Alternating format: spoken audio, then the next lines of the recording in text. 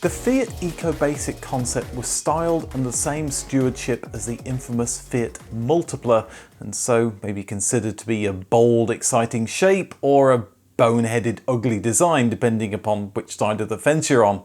But like the Multipla, the EcoBasic was an innovative car with some very clever features. It had ultra-low fuel economy, around 100 miles per gallon, and an ultra-low price. If it launched today, it would cost around the same as its cheapest modern rival, the Dacia Sandero. So what became of this funky car, and what popular car did it morph into? This is the Fiat EcoBasic story.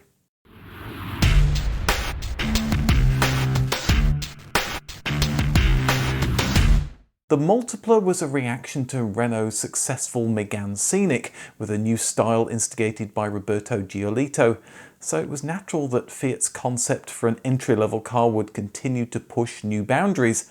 Like the Multipla, the initial shape of the EcoBasic was a little unorthodox, let's say. The passenger compartment was a rounded box with an almost vertical windscreen designed to carry as much as possible and offer excellent visibility. It tapered a little at the back in Fiat's quest to reduce drag. The engine compartment protruded from the front, almost at odds with the rest of the car. Flush wheel covers and a smooth body gave the car an impressive drag factor of just 0.28. A slippery shape, of course, helps to improve fuel economy, but there's more to it than that. It also needed to be light with a frugal engine. The EcoBasic weighed just 750 kilos thanks to minimal seats and dyed plastic body panels that laughed at dings in the supermarket car park. Like the BMW Z1 from a decade earlier and the Smart Fortwo, these panels were attached to a light aluminium chassis that made replacing panels a doddle. It also meant the car didn't need painting, making production simpler and therefore cheaper. Less inventory was needed in the showroom as well. If your colour wasn't in stock, technicians could swap the panels while you signed your papers to drive it away.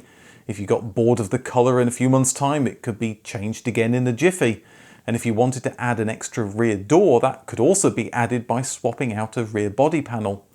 The engine was a next generation 1.2 litre turbo diesel allied to a semi-automatic gearbox. Electronics could choose the best gear when in eco mode to optimize fuel economy. This could be disengaged if you wanted to use the gearbox as nature intended, although it was done through a very unnatural joystick control. All of this together meant that the EcoBasic could travel 100 kilometers on less than 3 litres of fuel, or so Fiat claimed. That's the equivalent of 97 miles per gallon, not too shabby. And it could still reach 100 miles an hour and, despite its eco credentials, get to 60 in 13 seconds. That engine was sealed underneath the bonnet. It was only designed to be accessed when it needed a service. For regular maintenance, Fiat provided access panels at the front so you could fill up with petrol, plus check and top up the oil, radiator and washer fluid. Inside there was a simple but effective dashboard, just one dial in the middle of the car, like that on the new Mini that launched around the same time. With all controls in the middle, producing left and right hand versions was so much simpler and cheaper. Like Renault's Megane Scenic, the rear windows were lower so young children could see out and hopefully not get car sick. And with so much glass, the cabin had a light, open feel with excellent visibility. Fiat had always been the masters of small, cost-effective cars, but in the past, cost-effective and small always went hand in hand.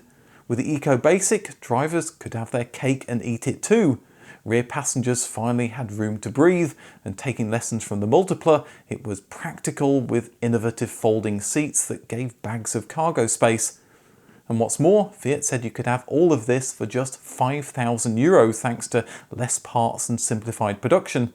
Today, that's around £7,000 or around €8,000.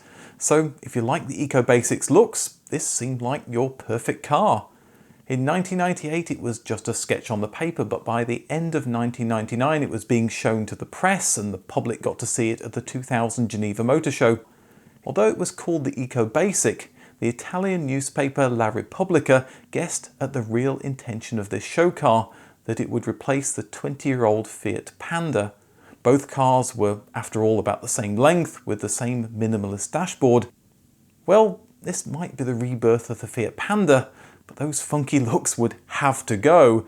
Fiat discovered quirky, innovative looks weren't popular. Rather than excite customers, they were putting them off, costing Fiat valuable sales.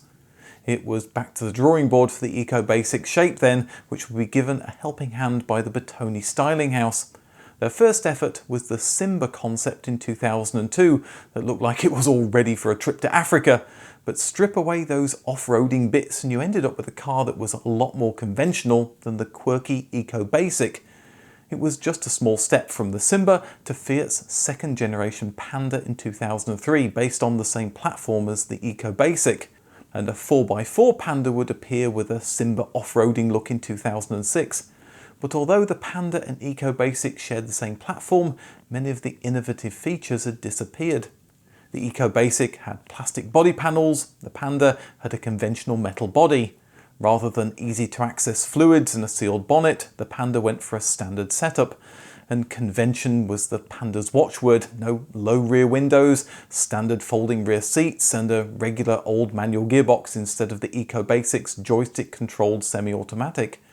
These changes produce a car that was 90 kilos heavier, but the diesel engine got the car similar performance figures despite a lower drag of 0.35. The main downsides though were cost. Not only was the car a lot more than the EcoBasic's €5,000, coming in at almost €8,000, but it costs more to run as well. That almost 100 mile per gallon figure shrank to 66 miles per gallon. But also gone with the odd looks. Fiat might have thrown away most of their innovative features, embracing conventionality, but Fiat knew what their customers wanted.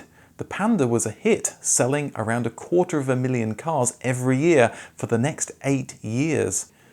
Maybe those innovative features had cost too much or were impractical to produce at scale, like the large bubble-like rear window. The Smart Fortwo had shown that customers didn't want to come back to the dealership to change the colour of their car with those interchangeable body panels, and in any case it cost a bunch to kit out a new factory to produce plastic body panels, while Fiat churned out metal-bodied cars every day of the week. Easy access to the engine fluids was a good practical idea, and Audi would give it a go with the A2, but then even they abandoned it, so maybe it wasn't something customers wanted. And finally, maybe, just maybe, that €5,000 price had been a tad optimistic, like it had been for the infamous Tata Nano. Tata had to raise the price by 78% when they realised that their initial price was just impossible. The EcoBasic showed that Fiat hadn't lost its ability to think laterally and produce an exciting low-cost car. The Panda showed that Fiat could react quickly to public opinion and produce hit cars that the public loved. Several years ago, when I was still getting the hang of this whole YouTube thing, I did a history of the Fiat Multipla, and there's a link to it on the right. Thanks for watching, and I'll see you in the next video.